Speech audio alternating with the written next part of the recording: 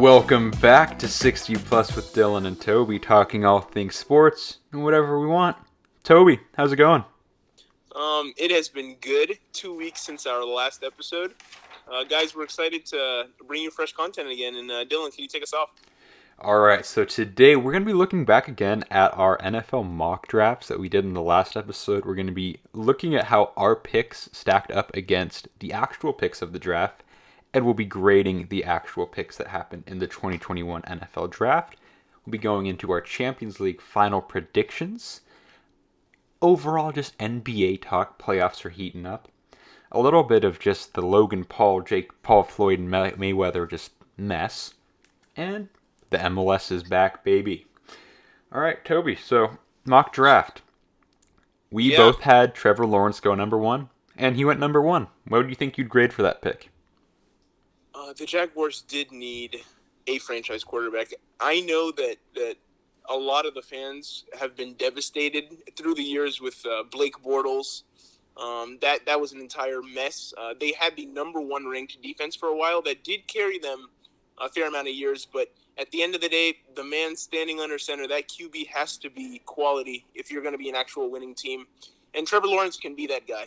So I would probably give them an A- to an A for my grade.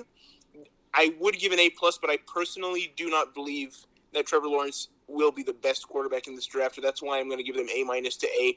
But it is the pick that I would have made if I was in the Jaguars head office, so I can't hold them for it. What do you think, Dylan? Not the best quarterback in this draft, then who is? For me, I place a high value on dual threat quarterbacks in this league that we have now. I look at Patrick Mahomes. I look at Russell Wilson. Russell Wilson, if I had to pick the best quarterback over the last 10-year span, I would have to say Russell Wilson. He didn't win as much as Brady. He's not as accurate as Rodgers, but the premium he offers is something that I can happily sit behind for 10 to 15 years. And the guy that screams that to me in this draft is Justin Fields. I think he's going to be the best. Trevor Lawrence can move too. He moves. He can, but Justin Fields is out here running a 4.4, Dylan. That's yeah, faster than but Trevor Lawrence has the better arm, and so yes, Justin Fields more mobile, but Trevor Lawrence isn't non-mobile. He's just not as mobile as Fields. But at every other category, he beats out Fields. All I'm saying. But yes. I mean, there's other factors. You know, when Justin Fields and Trevor Lawrence did go head to head on the national stage, Justin Fields did spank Trevor Lawrence's Clemson Tigers by a couple scores. So to me, the only time I've had them go up head to head, Justin Fields got the best of him. You know, so performing at a high stage, I can't say that Trevor Lawrence does that better than Justin Fields. It's how many national championships does Justin Fields have? None, to be fair. Exactly. Fair, but I just have a feeling. I'm all right. There. Yeah. So I also gave Trevor that pick an A. You know, consensus number one, you take him. Cool. Woohoo. So number two, we both said the Jets would take Zach Wilson. They took Zach Wilson. I don't know. Could be good. Could be bad. I gave it a B. I agree. Could be good. Could be bad. Zach Wilson coming out of BYU, he did not have near the competition that Trevor Lawrence or Justin Fields or even Mac Jones had. He played a lot of smaller school teams, not really big-name universities. So Zach Wilson's not as weathered as the other quarterbacks that we have in this draft. That does not mean that he's going to make a poor transition to the NFL by any means, because he has an amazing arm. He's extremely accurate. His touchdown to interception ratio is impeccable. But I am going to have to agree and be in the same ballpark as you. I'd probably give them a B+ on this pick. It may turn out to be a really great pick or a really bad pick, but for now I'm going to have to stand at B+. And now with the Niners at 3, we both had them taking Mac Jones, which looks terrible now. But in reality, they took Trey Lance, which I loved the pick. I'm giving it a B+. They can sit him behind Jimmy Garoppolo for a year, cut Garoppolo for nothing at the end of the year. Trey Lance will be the starter for the next season. Or if Jimmy sucks, you put in Trey Lance, boom, he's in a perfect scenario to develop and grow and become the best of his abilities. What do you think, Toby? I am gonna have to give this pick a B. I want to give it an A minus, but I just do not see a considerable deep threat that the 49ers have right now. And a lot of Trey Lance's production in college, and his essentially perfect touchdown to interception ratio came because he threw a lot of good deep balls. That's a problem that they wanted to solve because Jimmy Garoppolo was lacking in that aspect of the game. But the 49ers lacking a considerable deep threat is going to have to make Trey Lance a pocket passer. He's going to be throwing a lot of slants, cuts. Wide receivers are going to be jumping gaps, and he's going to have to make a lot of sideline throws too. For that reason, I don't know if that's Trey Lance's ball game. And for that, I'm going to have to give them a B on this pick. If they can get a deep threat to complement him, I think that's going to be exceptional. But for now, we cannot expect playoff-level production from this man. Yeah, I think he's definitely going to be a project. But I think he has a pretty good situation to build upon. Now, 4 with the Falcons. I had them taking Trey Lance, but you and the Falcons were correct. You're already the Falcons GM. You made him take Kyle Pitts. That's my team. I am honestly really, really happy with this pick. Kyle Pitts at 4th. That's the highest a tight end has been drafted. But Kyle Pitts is exceptional. He is just exceptional. He flew through everything in the combine. He runs exceptional routes. The Florida Gators, he was their offense during this past year. Exceptional hands, exceptional build, exceptional reach. He's not lacking in any sector of the game. You could put him in the slot, left or right. You could have him run for deep balls. You could have him in the slant. You could have him as a blocker. I think he's going to be a great pick at number 4 for the Falcons, and I think that he's really going to make their offense more electric than it has been in recent years.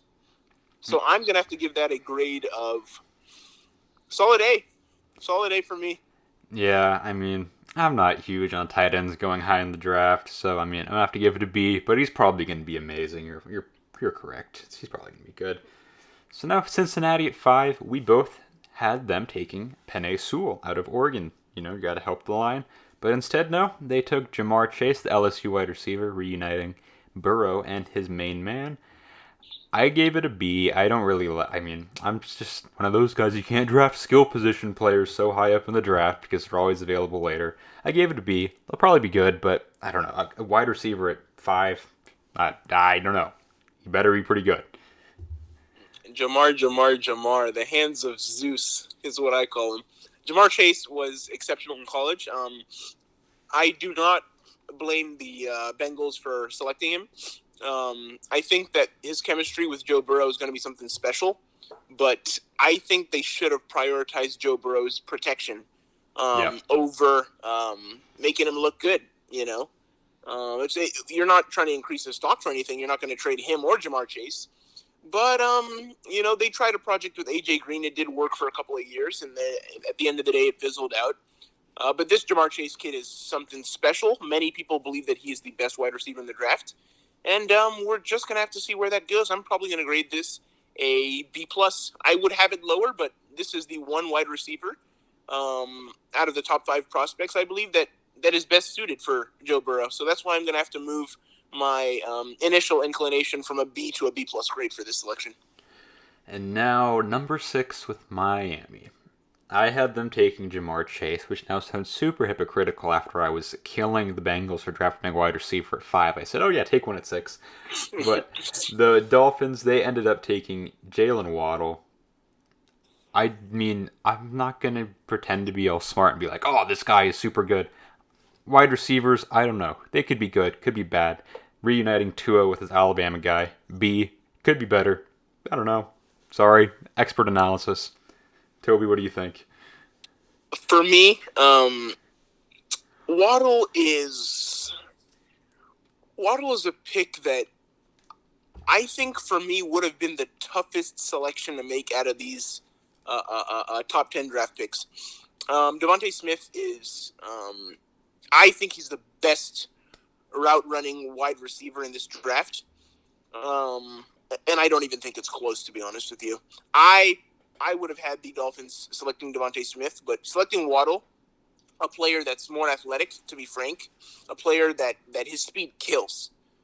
It kills, Dylan. He's going to allow you to run a lot of the plays that the Chiefs do with Tyreek Hill, for example.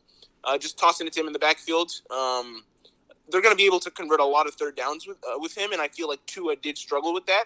So I feel like if he's healthy and he builds chemistry, I feel like this can be a really, really, really important piece on their offense. So for this selection, I'm probably going to give them a B+, Dylan. Yeah, I mean, you got to give Tua weapons, so you got to do it somewhere. And now, 7th with Detroit. They completely lucked into Penei Sewell, in my opinion. I'm giving that pick a B+. Originally, I had them taking Jalen Waddle. Give Goff some help on the wideouts, losing Kenny Golladay. But lucking into Penei Sewell, brilliant. Love it. For me, I had the Lions also selecting a receiver. I had them taking Jamar Chase.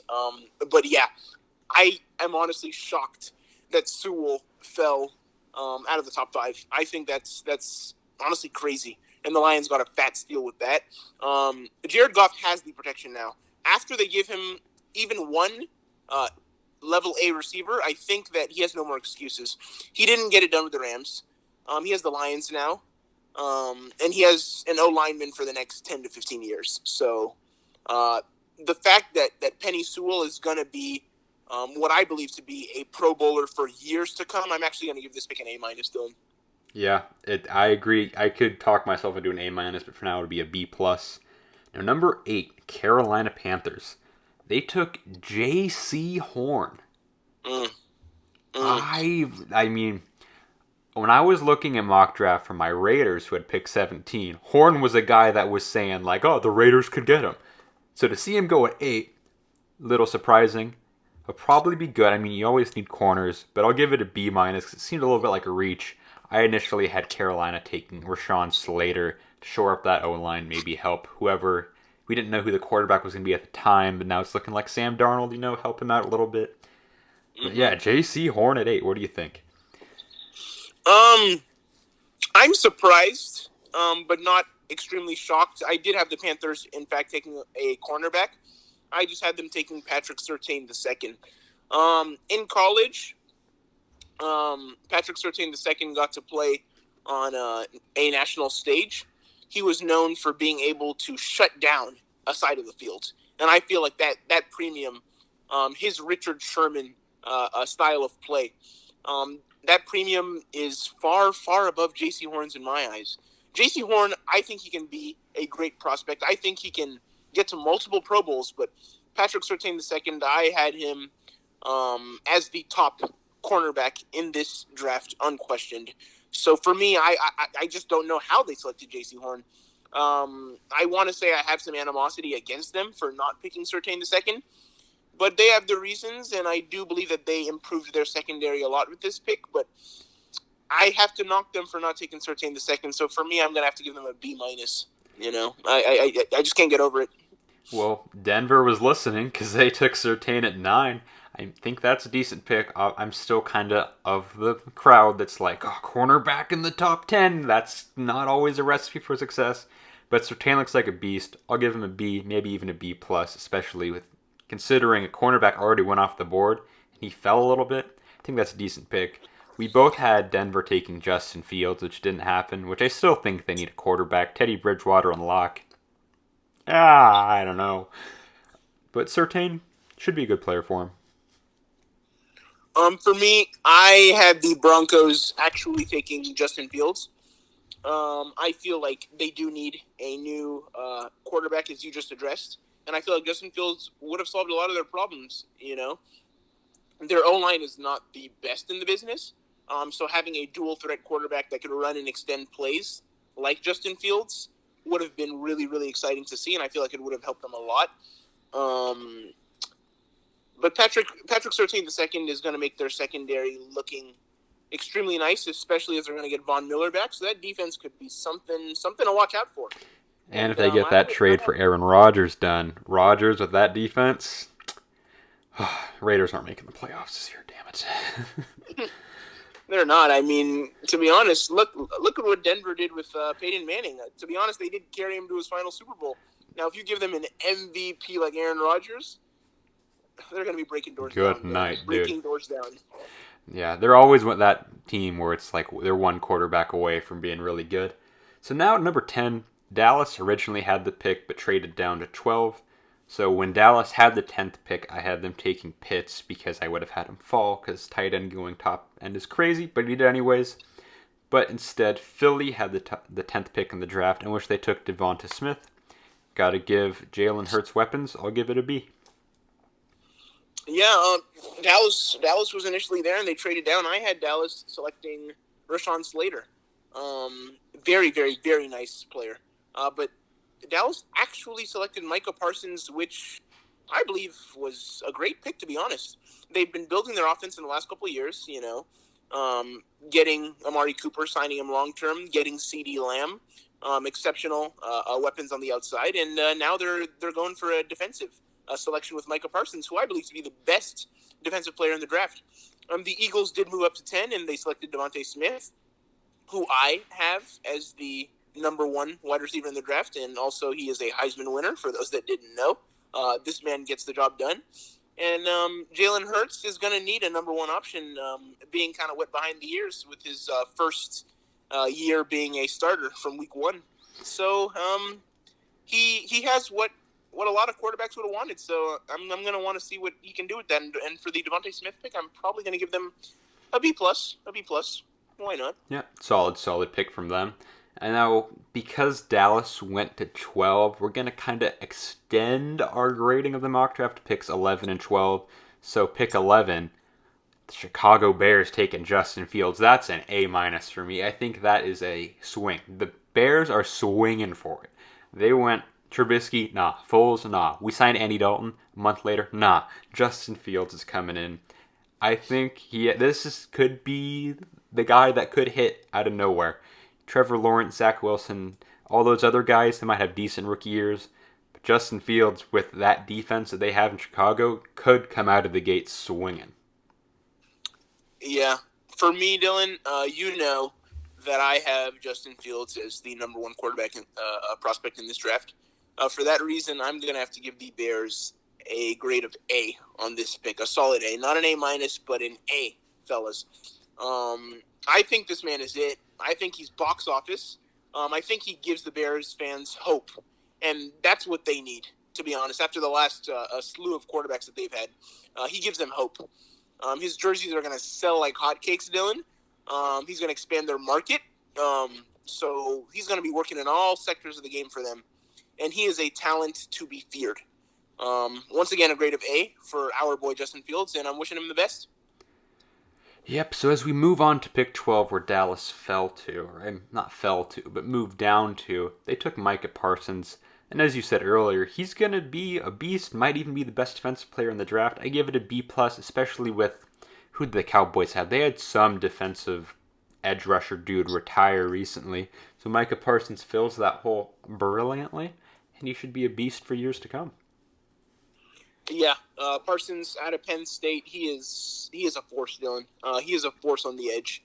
I've seen him run as inside linebacker, outside linebacker. His hands are quick, Dylan. That's really the scary part. His hands are quick.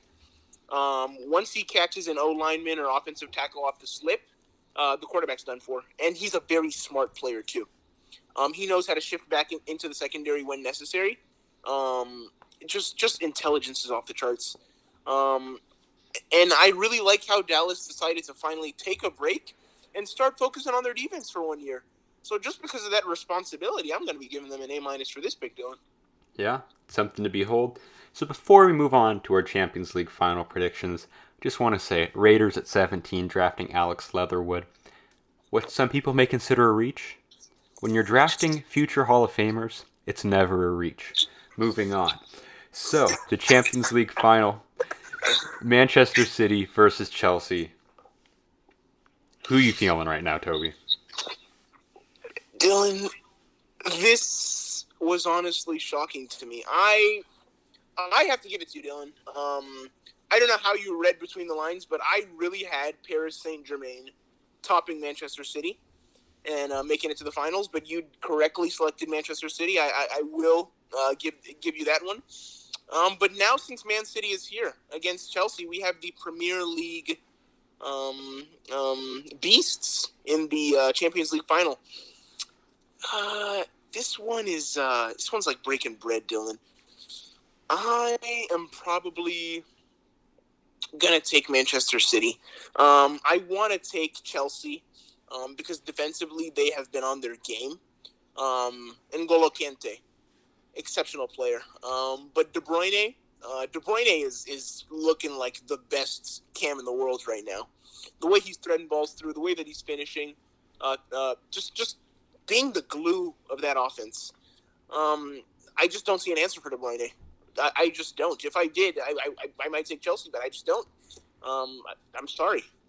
Yeah, the more and more I try to figure out who's going to win this game, the more I can't figure it out. Because you look at City, on paper, they're the beasts. They have all-stars everywhere on the team.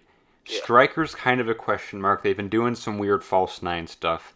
You have the best midfielder in the world in Kevin De Bruyne. You have Pep, best manager in the world. It's looking like this should be their year. But at the same time, Chelsea's just been on such a run. It's like when the 6th seed just magically gets to the finals. You're like, well, they're just going to win. Like, they made it that far. You have so much momentum. But I feel like there is a chance. Chelsea's just been playing so out of their skin recently, like, it's going to fall off eventually. Does it fall off in the FA Cup final the week before, or does it fall off in the Champions League final? I don't know. Obviously, I mean, either way, an American's going to win the Champions League final, because you're either going to have Pulisic for Chelsea or backup keeper for Man City, Zach Steffen, winning the Champions League final, baby. Either way, an American wins. It's being, like, biased towards Arsenal. I don't want to see Chelsea win, but at the same time, I feel like the momentum Chelsea has might be enough to take them over Man City. I think Man City's the better team, but I think the momentum Chelsea has, they could just go off and do it. Honestly, I don't blame you for that. Basketball and soccer are they're different but similar in ways. But in soccer, when your players are in form, they're in form, and you're going to win games. And Chelsea's players do not fold under pressure. I guess we're standing on opposite sides of the fence again. You were right last time. Even though I was wrong, I'm still going to be confident in my selection, and we're just going to have to see how it plays out. I believe the game's in about 2 weeks, so yeah, we'll just wait and see. It's going to be a good one. So now, the NBA stuff. The playoffs are around the corner. We got a couple. Every teams have about 2 or 3 regular season games left. It's going to be weird. There's a lot of weird injuries happening in the NBA right now. It's kind of altering the landscape. The Lakers have fallen so far. Are they even going to be healthy enough to make it out of the first round? In my eyes, Dylan, LeBron James, or as I call him, LeGoat, he offers a premium that no other player in the league does. I believe if LeBron's at 85% and Davis is at 80%, I think they're definitely getting out of the first round, especially if they come in at number 8 and they're going to be matched up with the Utah Jazz that's had their star, Donovan Mitchell, injured. Donovan Mitchell being compromised can honestly make the Jazz a much better matchup than the Suns. For that reason, I think that the Lakers are going to be coming out of the first round. I don't know if they're going to get all the way to the finals, and if they do, facing a loaded and healthy Brooklyn Nets, I don't know. I do not know, Dylan. See, history tells us you'd never say, oh, yeah, LeBron's going to lose, because he just doesn't when it comes to the playoffs. Mm-hmm. But it's just, I feel like this could be the biggest, this is the most question marks we've had about a LeBron team entering the playoffs in a long time. He hasn't played in like 2 months. And I know you're saying like, oh, if he's at 80%, Davis is at 80%, they should still make it out of the first round. It's looking more like they're both going to be at like 60%. Based off of how much time they've missed and how little time they're going to have playing games before coming back into the playoffs. it really concerns me. Obviously, if LeBron is LeBron and AD doesn't even play, they'll probably still make it out of the first round because LeBron is nuts. Mm-hmm. But this is the most question marks. I want to say they make it out of the first round, but I wouldn't be totally surprised if injuries caught up and this is the beginning of the slow decline for the King James here, which is sad to say, but this is normally how it happens. The injuries start piling up, can't perform at the same level anymore. You're not wrong. The late and great Kobe Bean Bryant, same thing happened to him. Playing exceptional. He became less athletic throughout the years, but as he became less athletic, he became more skilled. And that allowed him to adapt and change his game. But after that Achilles injury, he just did not come back the same. I feel like LeBron has been very lucky, but also he's taking great care of his body to be able to combat injuries and bounce back quickly. But yeah, I gotta agree with you. This high ankle sprain, it had him out for a lot longer than the LeBron injury periods usually are. So this is also one of the most question marks I've had about LeBron James walking into the playoffs. For that reason, it's very questionable how far they can go, especially when you look at the West. Suns have been exceptional. They have two closers in Chris Paul and Devin Booker. We have the Los Angeles Clippers shooting number one in the league from free throw percentage, shooting number one in the league from three-point percentage. We have a lot of talent here, and that's nothing to be scoffed at. So yeah, this may be an even tougher road to the finals than the Lakers had last year. Yeah, looking at the West, I think it's safe to say if LeBron's 100%, they're the favorite to make it out of the West. But just putting away my Warriors fandom, where they're just going to sweep everybody and win another ring, if LeBron's not at 100%, and just forgetting about the Warriors for a second, I really think this is the Clippers' conference to lose. Looking at their team, the Jazz and the Suns, the playoff experience those guys have, I mean, yeah, you can look at the Suns and say they have no playoff experience. Chris Paul does. He'll be able to guide that team a little bit. Same with the Jazz. They've been making the playoffs consistently for the last couple of years. But when it comes down to the last quarter of the game and it's your best stars versus the other team's best stars, the Suns and Jazz are not competing with Kawhi Leonard and Paul George. It's just not going to happen. Yeah. And I think playoff P, pandemic P last year, I think that was a bit of a fluke. He's been playing amazing this year. I think if LeBron's not 100%, this is the Clippers conference to lose. Yeah. I do not think I'm going to disagree with anything you said. I feel like Chris Paul can get these boys into shape. I definitely believe that, but the Clippers, especially with the addition of Rajon Rondo, I do not think people understand how important Rondo is to a team in the playoffs. That pandemic P that you saw, with Rondo, finding him open, allowing him to create less shots for himself, and just be more of a catch and shoot guy when that works for the team. I feel like that's going to make everyone better. Kawhi Leonard, he's going to be more open. He's going to have better shot selection. Same thing with Paul George. Same thing with Serge Ibaka, who provides a threatening defensive presence on the interior. I feel like when you combine all those factors, the Clippers are looking like the mean dogs in the yard in the West. I have to agree with that, yeah. So, looking at the East, kind of the same thing as the Lakers with the Nets. If they're healthy, they'll be the favorites, but how healthy are they going to be? Harden just came back. Kyrie's been playing. Has Durant been playing, or is he still out right now? Or is he kind of just in between stuff? I'd say it's a pattern of play 2 games, take 1 game off. Yeah, good players figure it out. So the argument that the chemistry isn't there, I mean, you can make it, but great players figure it out, but can they really figure it out that fast? Obviously, they're planning to be playing a not-so-great team probably in the first round. They might be able to coast through that with some dysfunction. But once they get to the second round and they're playing more of a real deal team, it might get a little tough and you could start to see some cracks. It really depends how fast they gel, because we saw like what? 13 games with all three of their big three playing together. I just don't know if that's big enough sample size to realistically say, oh yeah, they'll just walk the East. Yeah, Dylan. For me, the Nets gave up a lot. They gave up a lot of draft capital. They gave up a lot of promising young players. They gave up Levert, who many believed was a future All-Star. They gave up Jared Allen, an exceptional young center. They made all those sacrifices to win now, Dylan. If the Brooklyn Nets have a healthy James Harden, they have a healthy Kevin Durant, that's already 2 MVPs, and they have a healthy Kyrie Irving, a person that I believe can be a Finals MVP. If they have all three of those players healthy, if they don't win the championship, Dylan, I see that as failure.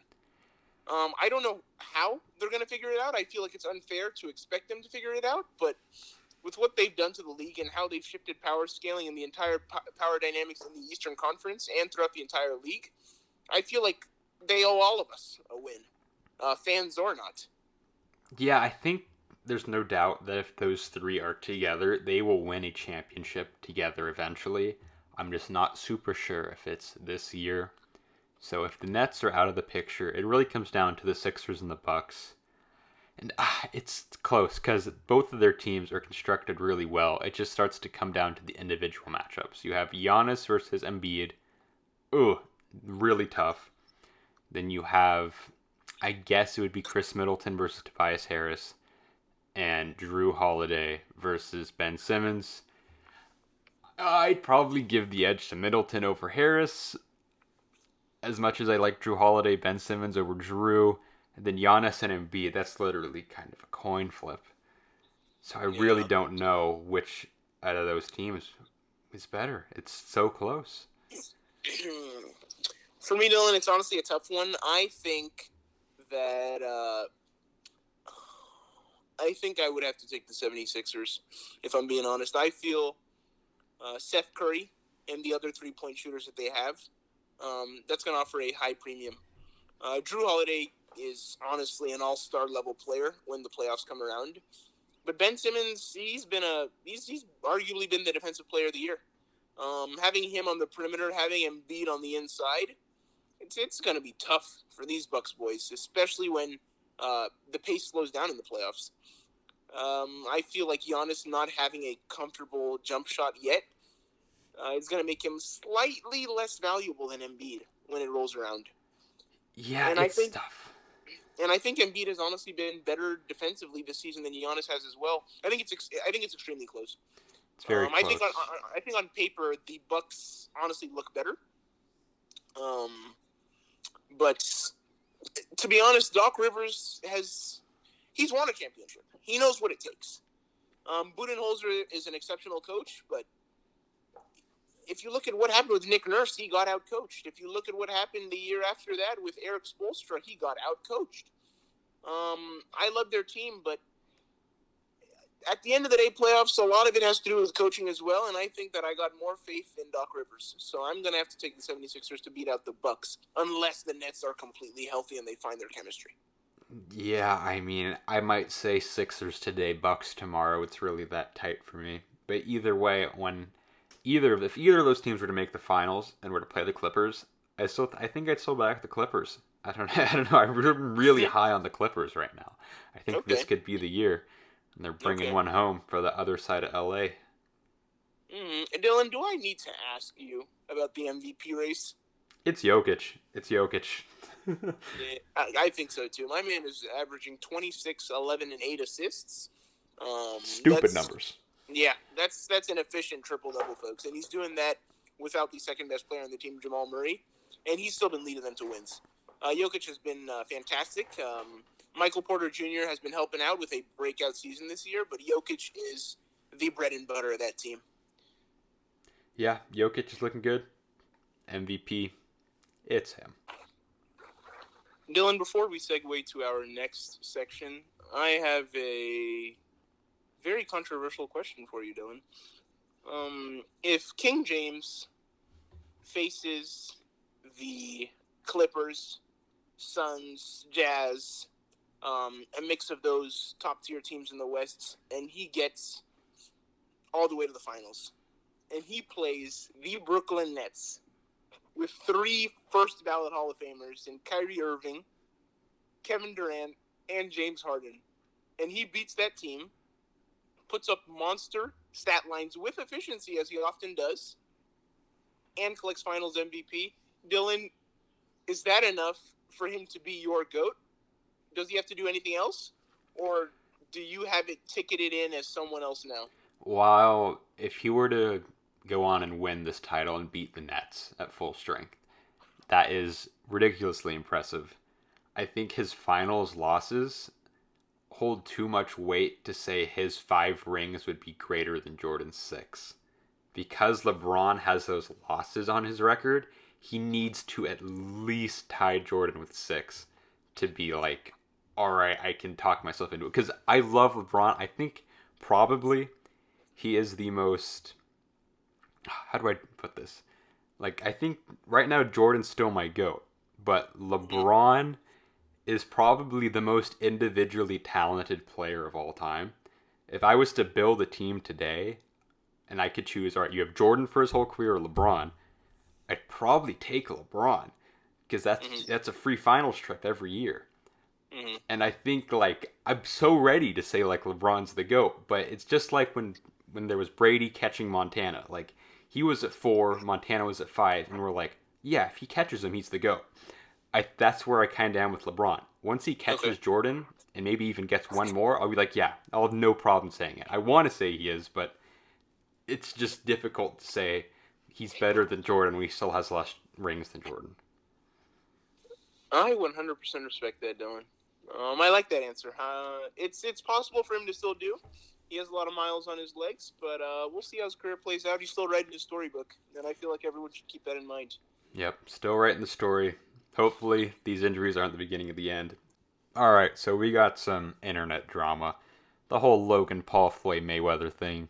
That press conference was bad. Jake made himself look like a fool. I feel bad for Logan. Jake's just, he's not acting super mature right now, but he's probably making a lot of money. And Logan and Floyd are probably all making a ton of money, so you can't fault them for that. But yeah, I'm ready for this thing to just be over already. For anyone that pays attention to boxing, Dylan, I think we know that Mayweather is going to spank Logan Paul. But I think that the way and the approach that they take to market this fight, it could add a couple million to everyone's pockets. So I definitely understand why they're taking the fight. Do I think Logan Paul poses any threat to Mayweather? I think they can say, oh, Logan has the reach, Logan has the height, but Mayweather's going to whoop him. He's 51-0 for a reason. He's faced Marcos Maidana. He's faced Manny Pacquiao. He's faced some of the best boxers to ever box in this game. I just do not see how Logan stands a chance, but I think it's going to sell tickets, and I think pay-per-view is going to be happy when this fight comes around. Yeah, unfortunately, it's just going to be one of those things where money is just fueling it, but hey, those guys are making the bag, so can't really blame them. But regardless, the MLS is back, and the San Jose Earthquakes are for real, baby. Let's go. So, the Quakes right now, after 5 games, are second in the Western Conference, and they have this 17-year-old stud, Cade Cowell, the academy product, through 5 games this season, 2 goals, 3 assists at 17 years old. This kid's legit. We're winning it for Wando in his last year. It's going to happen. I know no one pays attention at all to the MLS, but this has been amazing for me as a Quakes fan right now. Guys, if it's sports, we talk about it, so we pay attention to MLS. We know, as Dylan said, you guys might not, but we gotta cover everything. Yes, the Earthquakes are in second, but Dylan, Seattle Sounders are always a force to be reckoned with as usual. What do you think about that, Dylan? Yes, the Sounders and the Quakes played last Wednesday, and I was like, all right, this is the test. If the Quakes are for real, they lost 1-0, but watching the game, Quakes were the better team. It was unlucky for them to lose. They hung in there with the Sounders. Later tonight, on this Saturday, the Quakes play Portland. I'm going to be there, and we're going to win 5-0. Cade Cowell's going to score 5 goals. He's going to be here, lead us to a cup this year, and in the offseason, sell him to Barcelona for $80 million. Everybody's happy. In a perfect world, Dylan, in a perfect world. I tend to homer for my teams, but I really homer for when it comes to soccer. I homer for the Quakes so hard. I just can't stop. They're my team. Vamos San Jose. Well, that's all from us. Thanks again for listening to the second episode of 60 Plus with Dylan and Toby. It's been really fun to make these, and the support so far has been amazing. So hopefully we'll be able to continue this for a long time, and we'll see you later.